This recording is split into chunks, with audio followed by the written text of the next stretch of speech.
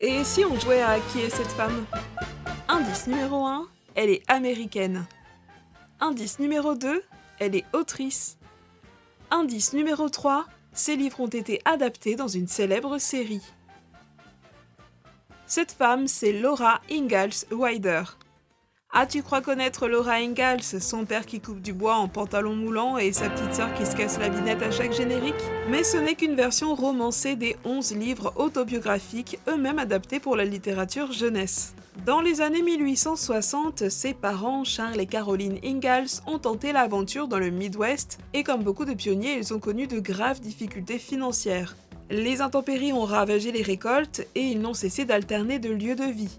Ils en sont même arrivés à devoir déménager à la Cloche de Bois pour ne pas payer le loyer d'un hôtel miteux ou à tout abandonner parce qu'ils s'étaient installés en plein cœur d'une réserve indienne.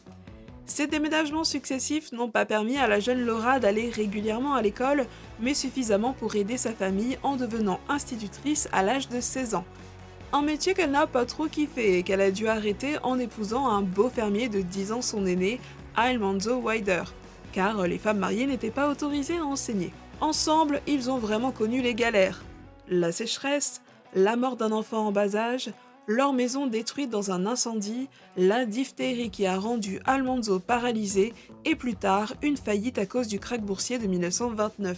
Malgré ces revers de fortune, ils sont arrivés à se poser à Mansfield dans le Missouri où Laura Wilder a pris de l'importance dans sa communauté au point qu'on lui a demandé d'écrire dans le journal.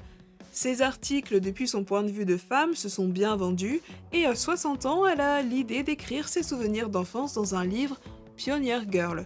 Mais sa fille, Rose Lane, qui était autrice, a remanié avec elle cette histoire qu'elle trouvait trop dure pour un jeune public, car elle contenait des scènes d'agression et d'alcoolisme. Le duo mère-fille était tumultueux mais efficace dans la création. Laura écrivait et Rose éditait. Elles se rejoignaient surtout sur leurs convictions modernes, défendant le droit des femmes, et quand Laura Ingalls fera scandale en serrant la main d'un Afro-Américain dans un état ségrégationniste, un personnage sauvant la famille Ingalls apparaîtra dans une intrigue.